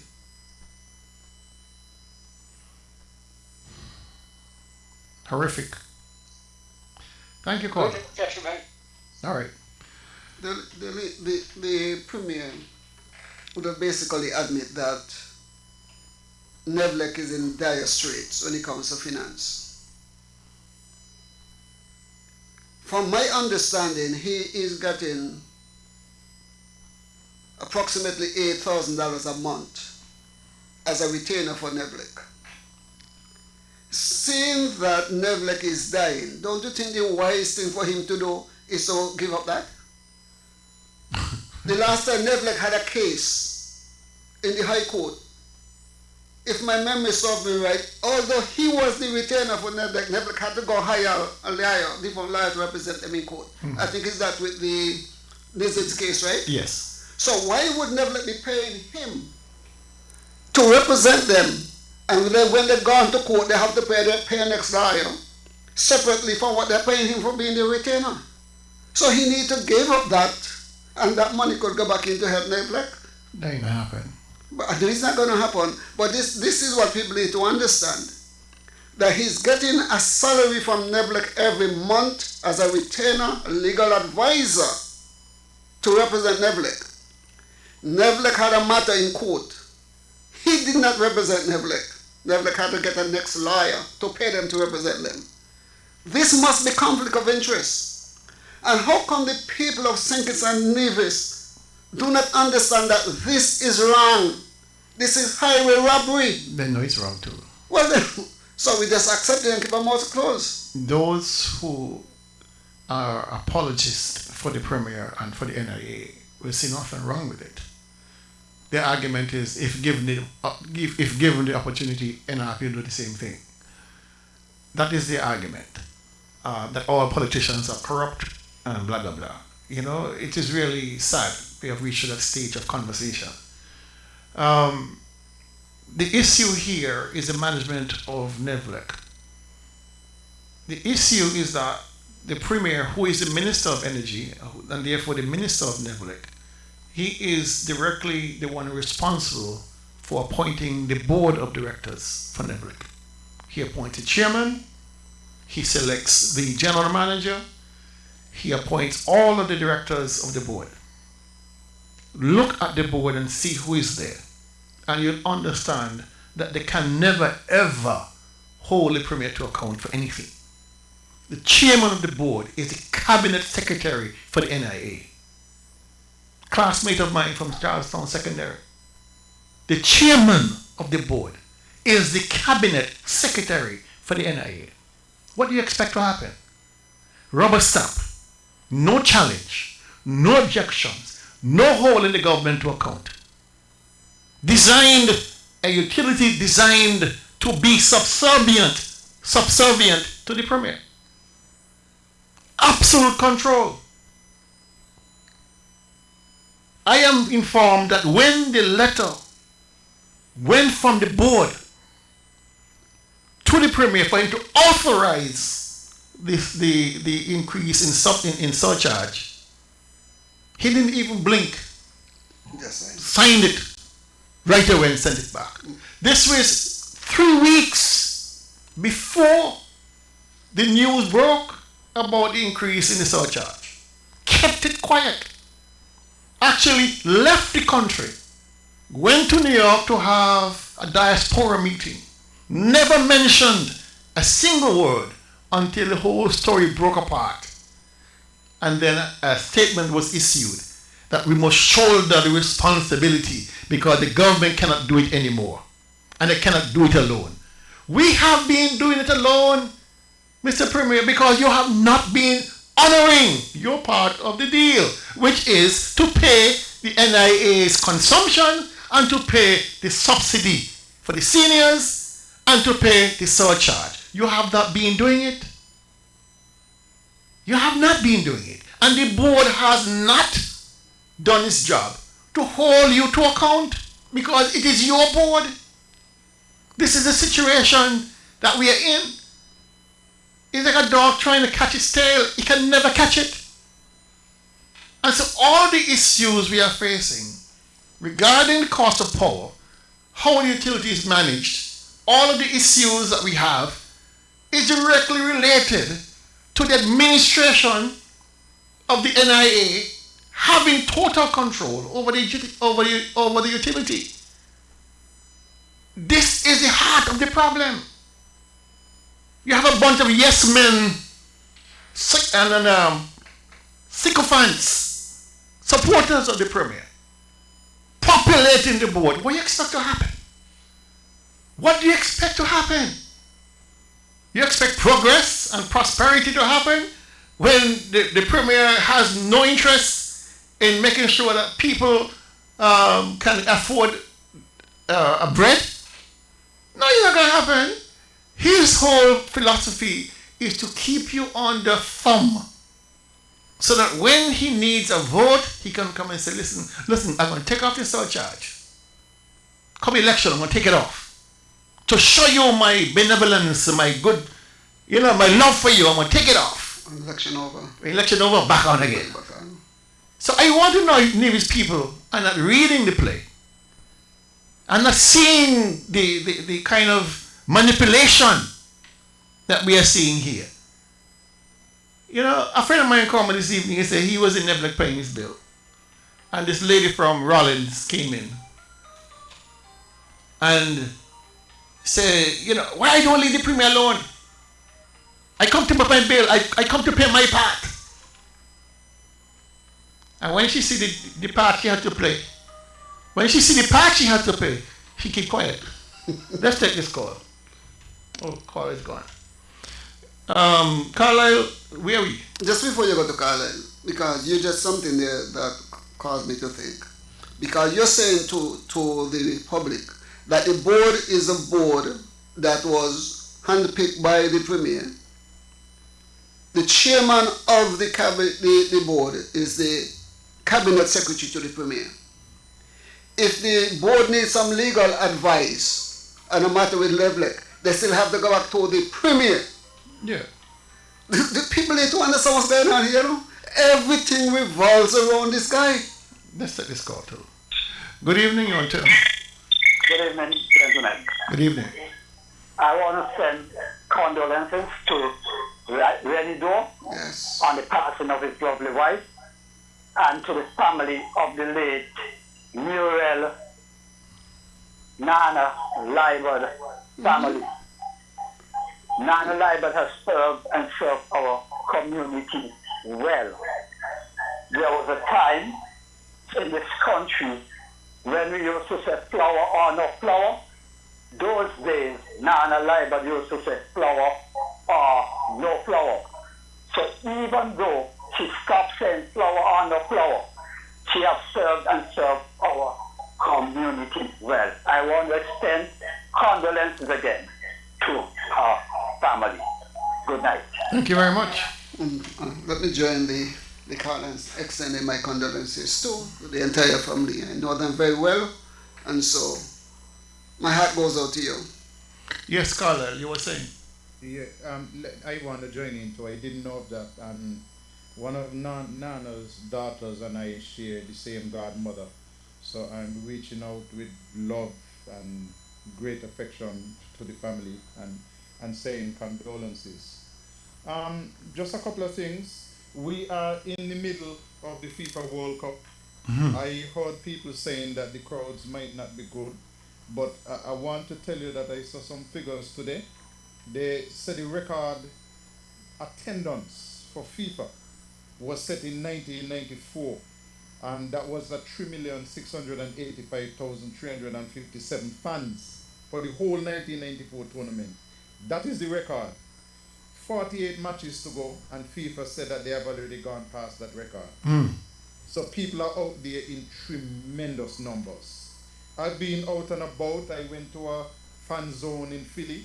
I was in Times Square yesterday, and I got caught up in one of those crowds with fans from all around the world. Huge numbers. So it is infectious. It is happening, hosted by Mexico, Canada, and the United States of America, and it is really catching on. So I expect that football around the world will get a lift from this. And listen, if you just get close to any of the games, the kind of infection that you get, you really want to go to more and more. So congratulations. I hope that things continue well. And coming up soon, you know, every now and again we used to steal one show from Tell Me for Powell Overload. Alan and myself, we're done with that. We move into a new time. On a Wednesday morning from 9:30 to 11:30, we're going to be doing a new daytime show where we're going to discuss everything. Politics, cricket, life, health, sports, whatever. So that is coming up from the 8th of July when we'll be doing Powell Overload in a new time slot, new time, daytime, because we don't want to take away from Tell Me. We want Tell Me to have the full 2 hours every single week. So that's what's going to be happening from next month. And we're talking everything. Anything that is topical, we'll talk about. Wonderful. That sounds like a great show. Looking forward to listen. Yeah. 2 little closing statements.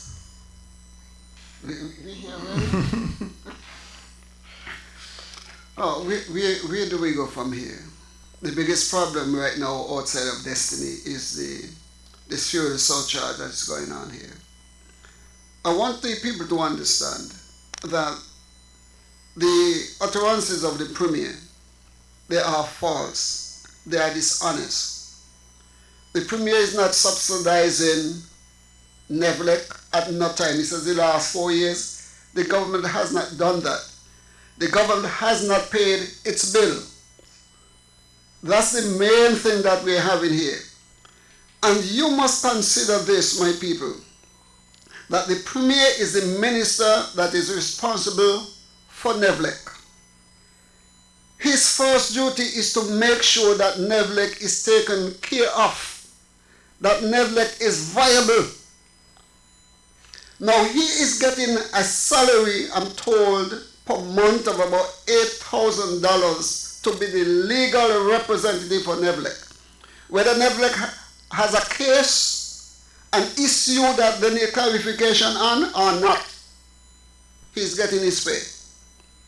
And then the board is headed by the chairman of the cabinet that he oversees. So everything involving Nevlec is wrapped up and vested in the Premier. He is the reason why Nevlec has failed and is failing. And if we do not get him out of the way, Nevlec is going to go down. And you must remember this, my brothers and sisters. When you have to be paying more on your electricity bill, it is doubled. He is making sure that he gets his retainer fee.